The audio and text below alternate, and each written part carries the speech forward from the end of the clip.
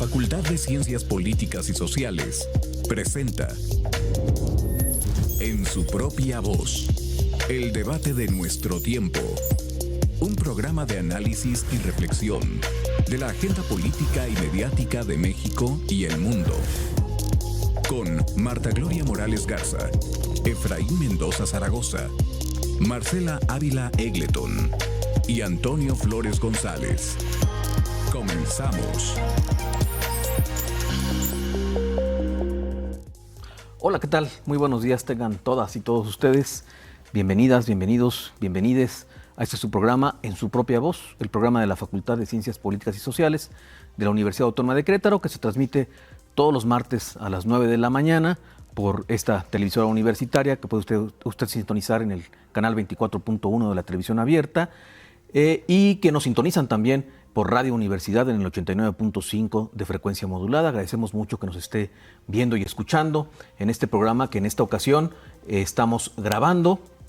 Estamos en diciembre del 2025, en periodo vacacional de nuestra universidad. Por esa razón no estamos hoy en vivo, pero estamos grabando un par de programas que estaremos transmitiendo sobre un tema pues muy importante que vamos a estar hablando sobre el pueblo de La Cañada, aquí en Querétaro, y sobre la organización social que se está generando, que ha estado trabajando en ese municipio queretano, que es el origen pues de nuestra entidad, la Asamblea Chichimeca Otomí de La Cañada Tlaxco Maxey. Estaremos hablando un par de programas con ellos y para ello están con nosotros y le damos la bienvenida y agradecemos su presencia a Fidel García Sánchez y a Abelardo Rodríguez Macías. Muy buenos días, Fidel. Buenos días, aquí a tus órdenes, Toño. Muchas gracias. Toño, gracias. No, muchas gracias por estar aquí con nosotros. Y pues vamos a empezar precisamente platicando qué es esta Asamblea Chichimeca Otomí de La Cañada Tlaxco Anda Maxey. Bueno, la Asamblea tiene como poco más de un año de conformarse con vecinos, habitantes. El objetivo es lograr el reconocimiento como pueblo indígena para poder ser sujetos de derecho según la nueva ley de pueblos originarios y afromexicanos que se promulgó en 2024. El motivo por el cual se crea la Asamblea es por lo que vemos el agotamiento del sistema de partidos y electoral en nuestro municipio, en gran parte del país, donde los partidos no responden a las necesidades ni prioridades, tienen una agenda con un proyecto de desarrollo pues capitalista, de negocios inmobiliarios, y ejemplo de ello es que nuestro río, que ya tiene muchos años de contaminado, en esos 30 años de lo que ha sido un régimen continuo de gobierno en La Cañada, en el Marqués, que llamamos nosotros cacicazgo, porque el puesto de presidente municipal se ha heredado inclusive ahora al yerno, ¿no?, de Enrique Vega Carriles, pues no ha atendido, y como veremos más adelante, otras prioridades como no solamente el río, sino hasta el templo, que está con un daño estructural, ¿no? Así es.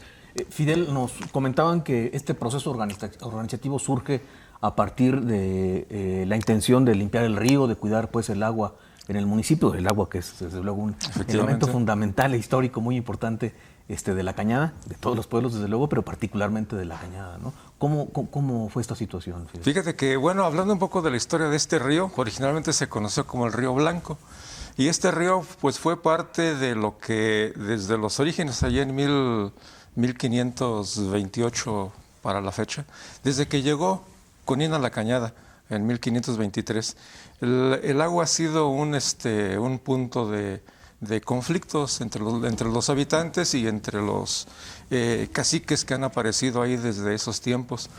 Ese río, pues, si recordamos la historia, ese río alimentó a Querétaro durante más de 200, 300 años. Esa agua fue prácticamente la vida, la sangre de la ciudad de Querétaro. Desde que llegó Conín ahí, esta agua, pues él empezó a repartir a su pueblo, al pueblo que trajo de Jilotepec. A los chichimecos originales los mandó a la orilla, al cerro, y los otomíes se apropiaron de las mejores tierras y del agua. A partir de ahí, pues los habitantes originales del pueblo han estado siendo relegados a un lado con respecto a al recurso del agua y de la tierra. Y posteriormente, pues ya durante el tiempo, pues llega un señor por ahí a repartir más agua, ¿no? Que para traer más agua a Querétaro, pues construye los arcos.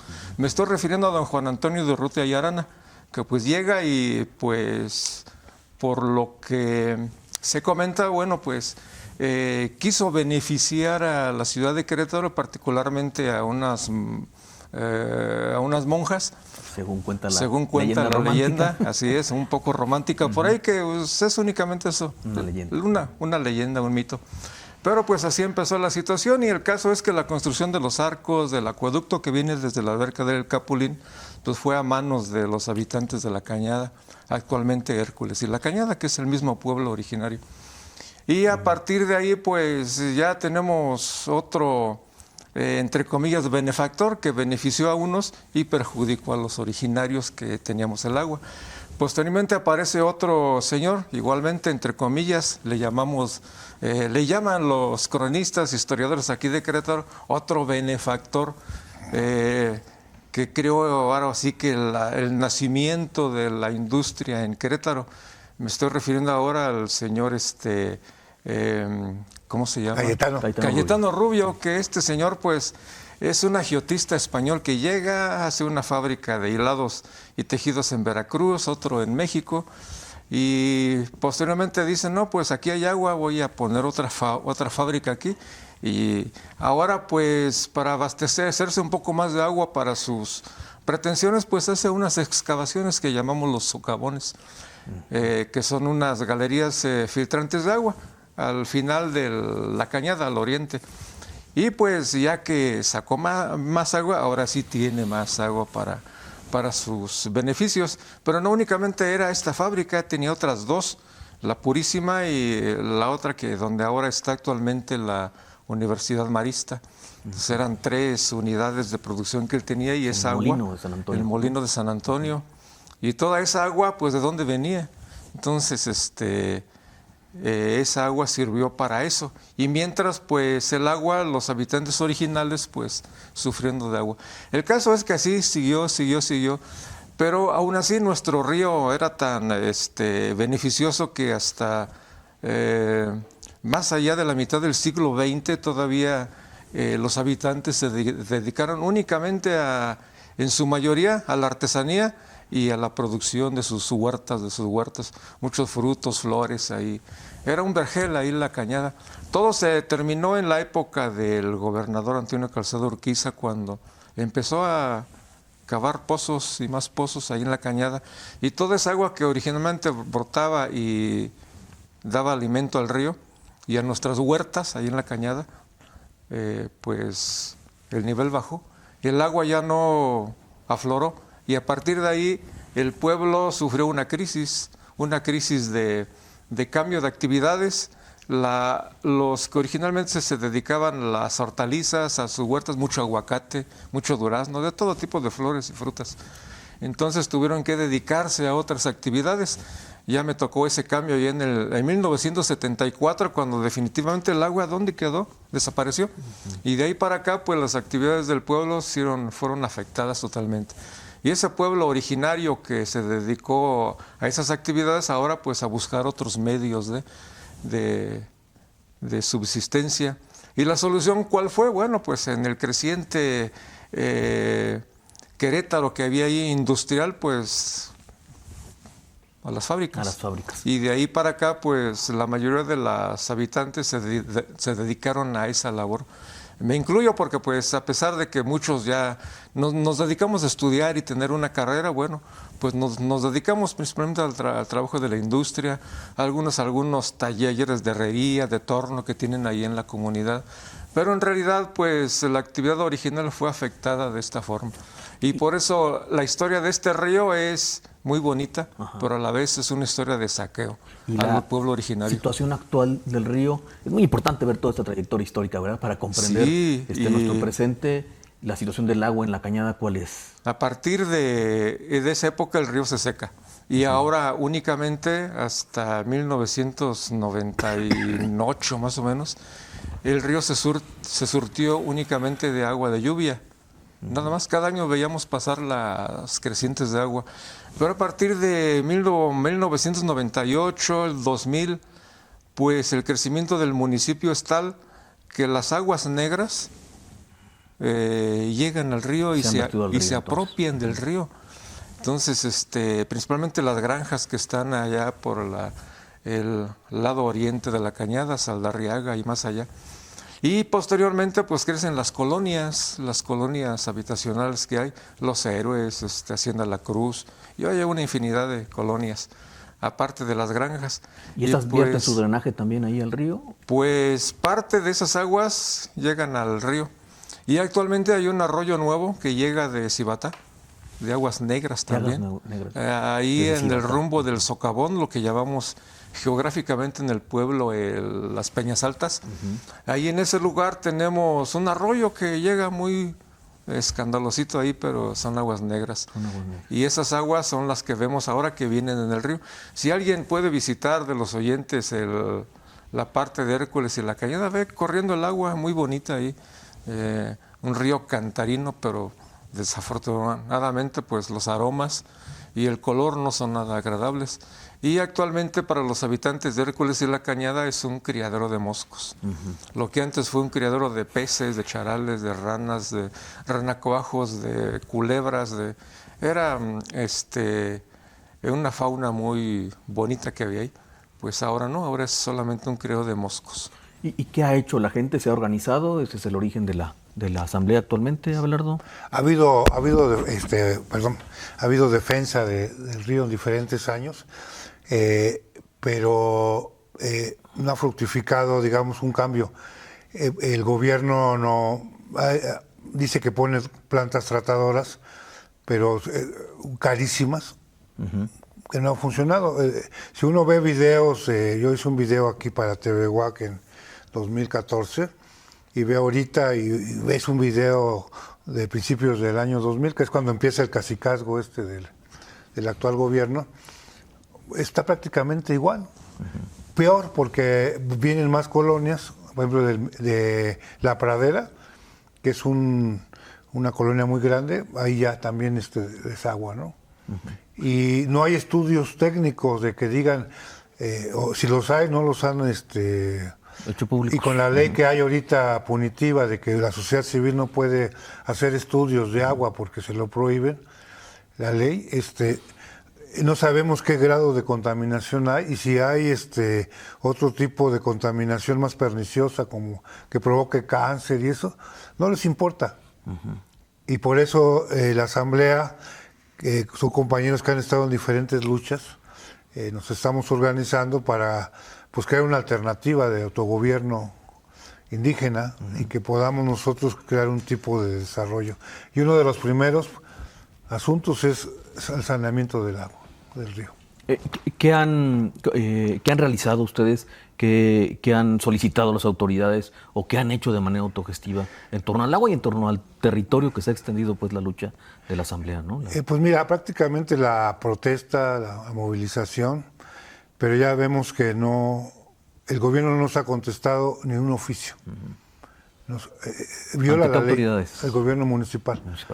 Viola la ley de funcionarios públicos de que tienen que responder en tiempo y forma, aunque sea una negativa, lo que sea, no podemos, no nos compete nada. Hemos recibido, al contrario, represión, amenazas en las redes, en WhatsApp, amenazas hasta graves de que te va a pasar algo a uno de los compañeros. Se hizo la denuncia en derechos humanos. ¿Abiertas de algún funcionario? Sí, o de alguna persona? Alguien que se ostenta como empleado del director del Instituto de Deporte y Cultura. No sabemos si sea cierto, pero él se ostenta como tal. Ya se hizo la denuncia en fiscalía. Corresponde a las autoridades investigar si es... Hay una perversión de la democracia en el municipio. Obligan a los empleados municipales a hacer labores de espionaje político, de golpeteo en las redes. con el rollo de que pues puedes perder tu trabajo. Entonces hemos tenido empleados municipales en las marchas, grabando, etcétera, ¿no? Entonces hay un problema fuerte. Nosotros nos hemos conducido de manera pacífica por la vía legal. Estamos haciendo los trámites para calificar en el reconocimiento como pueblo indígena y como una herramienta. No es tampoco la panacea, claro, pero es una herramienta que nos da derechos para poder resolver lo del agua y un montón de problemas que si quieres más adelante podemos ver. Sí, la intención de utilizar como herramienta precisamente este reconocimiento como pueblo originario, ustedes han realizado una serie de eventos, de trabajos donde la historia ha sido algo muy importante, ¿verdad? El reconocer la historia y reinterpretarla también. ¿Qué nos puedes decir de este proceso? Sí, de esto, bueno, pues iniciamos una serie de foros en los cuales hemos dado a conocer al pueblo. Tenemos la intención clara de darle a conocer a nuestros coterráneos de la Cañada parte de la historia de este pueblo que desafortunadamente pocos conocen.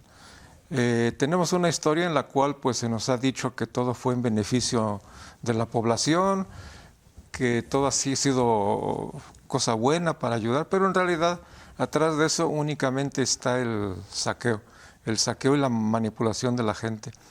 Y estos foros, el primero que se hizo fue con la finalidad de darle a conocer a los habitantes de la Cañada la historia real de lo que ha sucedido con el pueblo, y con lo cual ha dado como resultado un pueblo relativamente olvidado, un pueblo que es el origen que le da el nombre a la ciudad de Querétaro y al estado. Querétaro, si no se nos puede olvidar, que significa en Tarasco pues lugar de peñas o lugar de juego a la pelota, Andamaxey en otomí o Tlaxco en náhuatl. En los tres idiomas, dependiendo a quién lo hablara, pues le decía, pero significa lo mismo. Y eso pues es la Cañada, es el pueblo de Tlaxco, originario de la Cañada. Entonces, es el pueblo donde originalmente se fundó el primer Querétaro. Pero, ¿por qué se nos ha olvidado y saqueado de esa forma? Entonces es lo que le queremos dar a entender a la gente, a nuestros vecinos, al pueblo en general de la Cañada, que pues ya despierte de ese letargo de historia, de adormecimiento que nos han dado historiadores y cronistas, queriendo alabar a un Juan Antonio de Urrutia y Arana, queriendo alabar a un Fernando de Tapia, como los benefactores de Querétaro, que sí lo fueron para algunas personas, pero para el pueblo originario de la Cañada fue un saqueo. Y pues eso es lo que queremos darle a conocer al pueblo, que poco a poco se dé cuenta de la realidad en la cual nos encontramos, cuáles son los orígenes por lo cual estamos como estamos en la actualidad. Claro. Es que va de la mano. Va de la mano. Estamos manejando una historia de larga duración. Por eso nos vamos hasta 5 siglos atrás. ¿No? La acumulación originaria es el despojo a los chichimecas, y el despojo sigue siendo ahorita lo mismo. O sea, y esta historia de larga duración la han fragmentado, la han falsificado. La tradición historiográfica queretana es hispanista. Y cuando vemos a los pueblos originarios, hay que regresar a las pirámides. No, ellos son la otra parte de la historia que no se cuenta. Y por eso es muy importante la labor que está haciendo Fidel de recuperar, por ejemplo, espacios arqueológicos que nadie, el municipio ni por aquí, prefiere hacer un estacionamiento que promover las zonas arqueológicas. Están devastadas. Cuidarlas, ¿no? Sí, cuidarlas, están devastadas. Sí. Y el INAH se lava las manos, que no hay dinero.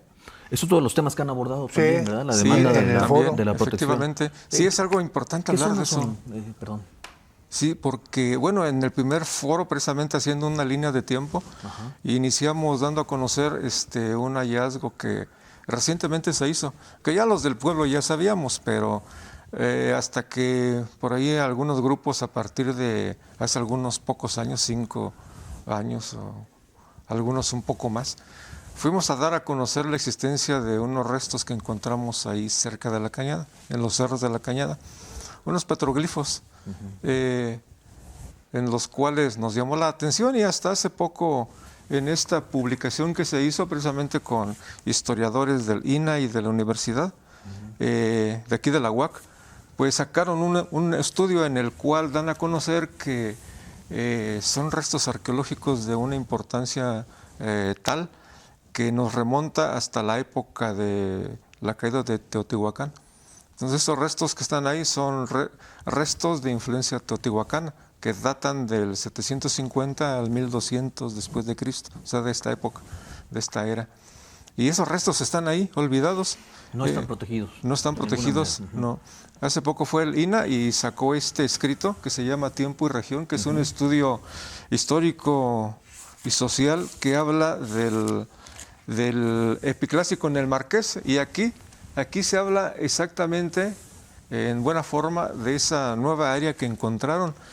Y el área más importante que se encontró es un patio hundido, que ya fuimos a sacarle las medidas y coincide con las dimensiones del patio hundido que está en Cañada de la Virgen. En San Miguel de Allende. Las mismas dimensiones y la misma forma. O sea, lo cual da a entender que en ese lugar hubo un centro ceremonial muy importante. Desafortunadamente, aquí es donde llegamos al saqueo de eso, porque pues las inmobiliarias, hay hasta un camino de terracería que se hizo para desmontar todo eso, y ahora ya no solamente quedan los cimientos, toda la piedra desapareció. Entonces, la falta de respuesta de autoridades municipales, federales, ¿estará relacionada con la acción de las inmobiliarias en la Cañada? Sí, de hecho, en la Cañada, en los cerros de la Cañada en sí, había bastantes montones de piedras que consideramos cuisillos o restos arqueológicos. Todos esos restos arqueológicos pues fueron saqueados, fueron materia prima para las construcciones de las y hacen colonias caso que hay ahí. omiso. O sea, simplemente no tengo dinero, y el municipio dice no tengo dinero, y la zona sí está en el catálogo, es el Carmen II, digamos está protegida entre comillas, pero está abandonada. Está identificada, está localizada perfectamente, pero no tiene ninguna protección. Sí, ¿verdad, Fidel? Aquí está, de hecho aquí se le da a conocer. Así es. No tiene cerca, le han saqueado y todo el mundo se lava las manos. Muy bien. Pues vamos a seguir hablando en un siguiente programa que continuaremos grabando en este momento para ser transmitido en la siguiente semana, donde les pediríamos que nos hablen precisamente de otras problemáticas que han estado abordando, ¿no? Particularmente la de las inmobiliarias, claro. Y este proceso de reconocimiento como pueblos indígenas que está en camino, pues, actualmente, ¿no? ¿Qué respuesta han tenido a esta solicitud de... Pues la nueva delegada del INPI nos ha desanimado. La invitamos al foro, estuvo el regidor de Asuntos Indígenas. Resulta que el municipio sí reconoce, aunque esta comisión de Asuntos Indígenas, el gobierno municipal le llama Comisión de Asuntos sin Importancia. ¿Así lo refieren? Así nos dice el regidor, que así y que la tienen ahí, les adhieron a la oposición. Okay. Y ahora le estamos dando la importancia que tiene, pero la delegada del INPI nos dejó plantados, y después de un mes pues sigue sin darnos una explicación de por qué no fue. ¿Cuándo se realizó este foro? El 18 de octubre le hicimos, esperamos que una disculpa o una no pude ir, respuesta, no sé, sí, pasó algo, nada, tuvimos que hacer un escrito para que nos explicara, y bueno, si quieres luego platicamos de eso. Perfecto, muy bien. Pues muchísimas gracias, Fidel Abelardo. Vamos a continuar con este tema entonces la siguiente semana. Los esperamos aquí en el programa En Su Propia Voz. Agradecemos que nos escuche y nos vea. La Facultad de Ciencias Políticas y Sociales presentó En Su Propia Voz, el debate de nuestro tiempo. Un programa de análisis y reflexión de la agenda política y mediática de México y el mundo. con Marta Gloria Morales Garza, Efraín Mendoza Zaragoza, Marcela Ávila Egleton y Antonio Flores González. Gracias por acompañarnos.